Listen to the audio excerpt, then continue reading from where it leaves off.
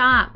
Before you hit publish on your sales page, make sure you run through the checklist with me in this video to be sure that things that the industry tells you to include that are actually illegal are not on your page.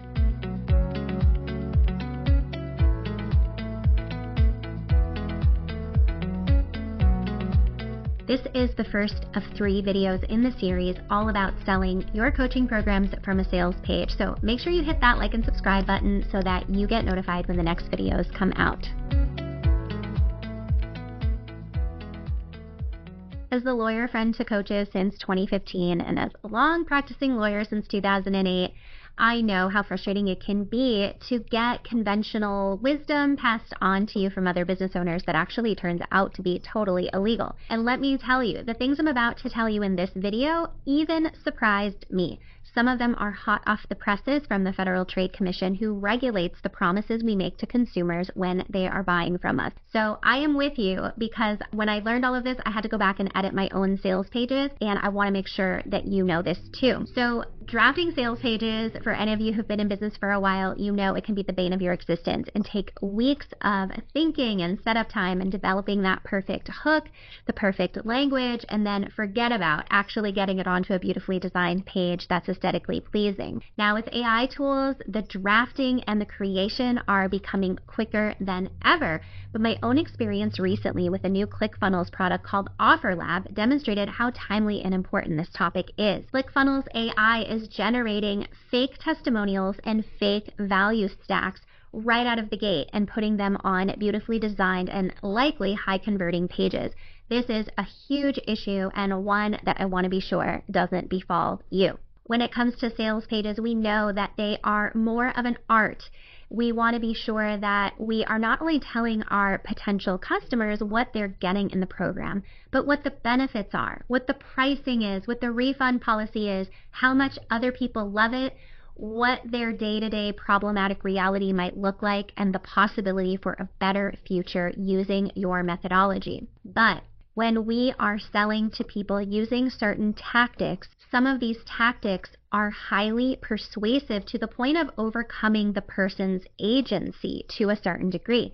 And the Federal Trade Commission wants consumers to be able to confidently and accurately research and make business decisions or purchasing decisions for their personal life without having to dig through or apply too much of a questioning mentality. So there is a famous case, which normally I don't go into this too much, but there's a famous case that says in states that have a buyer beware law for purchasing of a vehicle, you still don't have to assume that the person you're dealing with is a crook. In other words, you need to do your diligence, yes, but you don't have to be so on guard that you're looking for lies and having to investigate to that degree.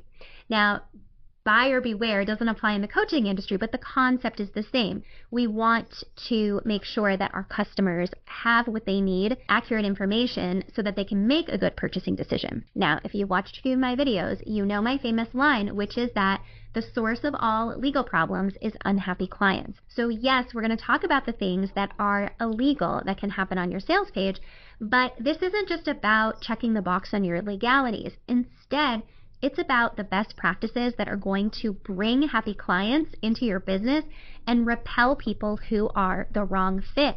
When you build that level of transparency, you're building a brand that your clients love to trust and want to buy from again.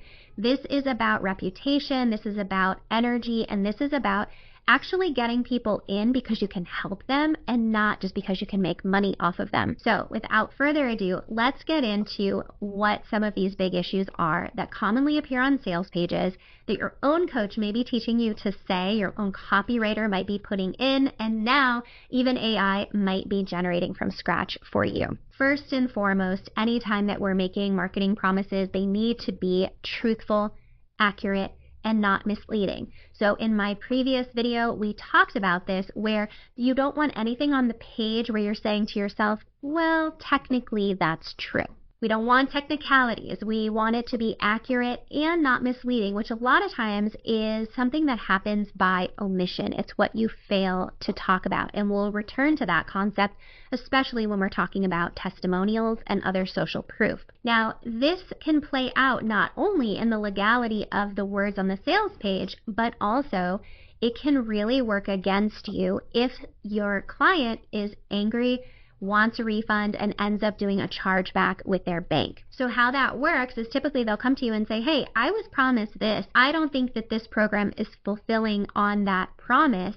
I want a refund. And you will say, I've made space for you. There's a no refunds policy here. We have delivered, etc., essentially rejecting the refund request. The client then goes to their bank, if it's soon enough after they have paid, and asks for a chargeback, saying, I'm entitled to an exception from your no refunds policy because this program is not what was promised. Naturally, the next thing that's going to happen is they're going to show what was promised. They're not going to be looking at the contract. We're already saying we're looking for an exception to the contract. What was promised is going to be what you have on the sales page. So imagine you follow ordinary industry copywriting advice that says paint the picture of their new reality. Imagine telling them, wouldn't it feel so easy to sell? What would it do for your business to be able to sell if you had expert status? And on your own page, it's showing Forbes and Huffington Post and all of these outlets that you've been on. And the person gets in the program and it's a mindset program. It is not about positioning them as an expert and getting those placements. You can see how a frontline bank employee who's not a lawyer, who's not a judge, who's not someone who works in your business, and who's got a lot of these things to get through is going to say, yeah, this is about visualization and other exercises, and this person thinks they're going to be in Forbes. We're going to give them the money back. Now, that's a bit of an outlandish example, but my point here is to demonstrate to you that the sales page is the impression that the customer has of what they're getting. The contract is a more technical document that most often is going to be reviewed by a payment processor and not a court. Now, we have a whole separate topic on how to beat these chargebacks almost every time, so long as you've actually delivered, and refocus the attention on the actual legal agreement that is the contract. But you can see here how putting those things out there and having a person think about the day that they're, this renowned expert on all of these very high credibility news sources is making them think that you're going to have some action steps to get them there. That's a mistake that we could see a person making in the purchasing decision. And we don't want to say, well, technically, I didn't say I'd get you on Forbes. We never want to be having that conversation. It is such a weak point to be negotiating from, and it makes you look opportunist instead of like an authority, which you are. Now, the other way that this can play out is people will put a disclaimer. They'll put a disclaimer at the bottom that says, I can't make you any promises, everyone's results will vary, etc., etc. Now, there is a place for disclaimers, and in fact, I have separate videos all about the benefits of a disclaimer. But the point here is that your disclaimer cannot contradict the big print that's on the sales page if the disclaimer is the fine print. So we can't say, you will make your $10,000 back within 90 days from this program. And then in the fine print say, you may not make your $10,000 back. That is incongruent.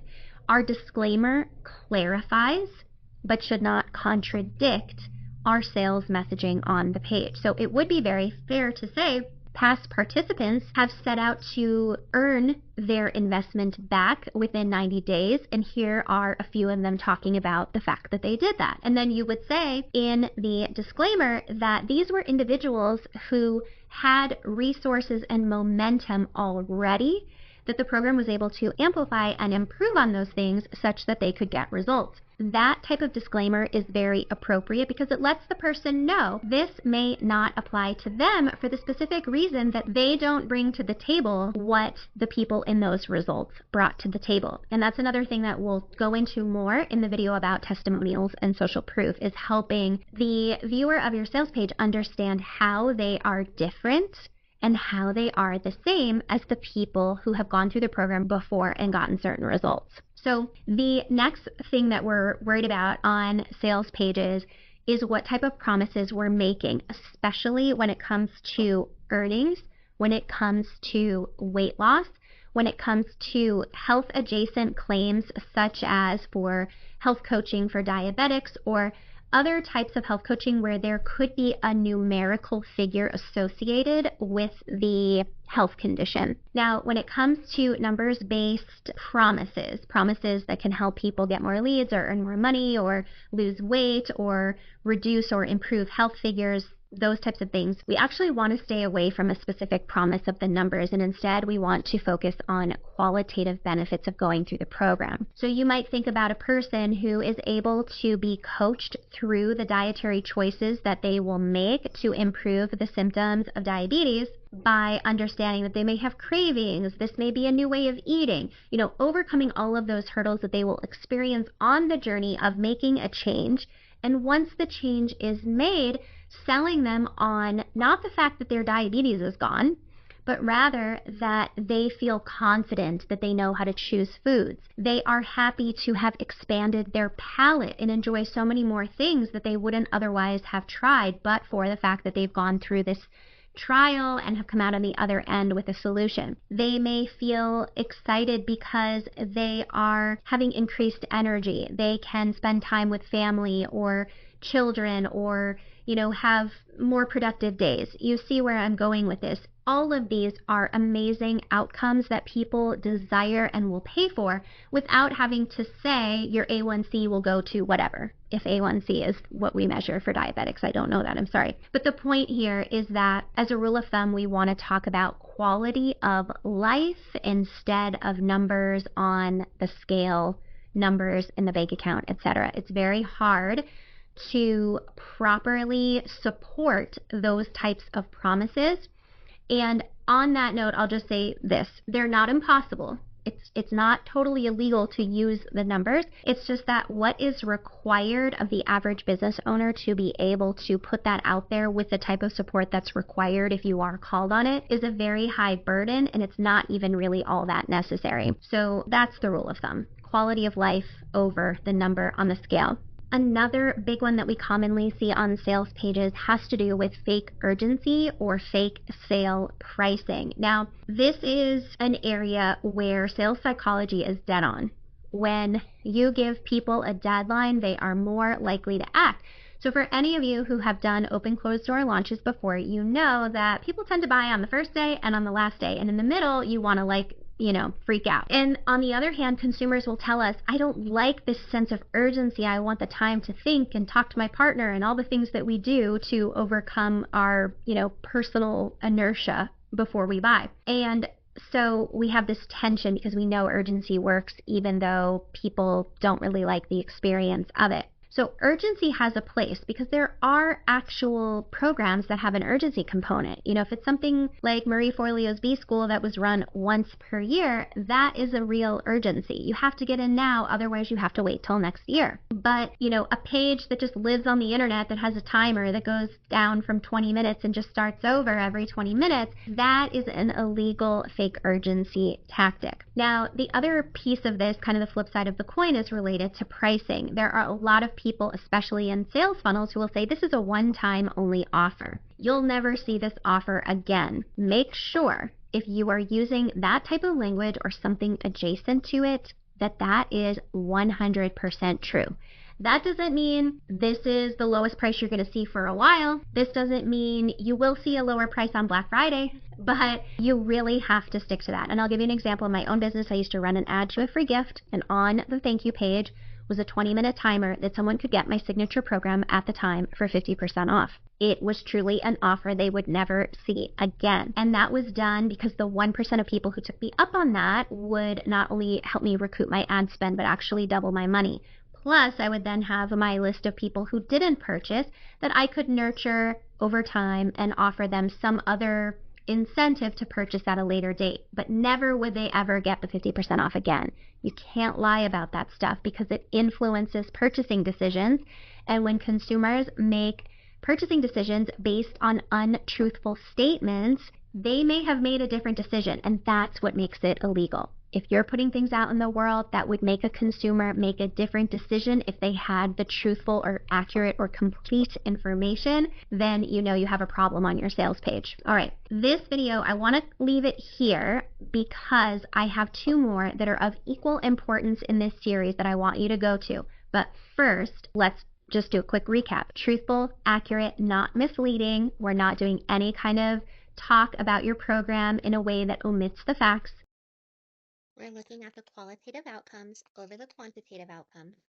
And we want to eliminate any kind of fakeness in terms of urgency or pricing. So if you liked this, if you know you need the next information, let the world know despite my sirens happening and me stumbling over my words. And we're going to head to the next video where I'm going to talk to you about the most famous selling tactic of all, which is this is worth a total value of $50,000, but today you can get it for $1,000. So meet me over there.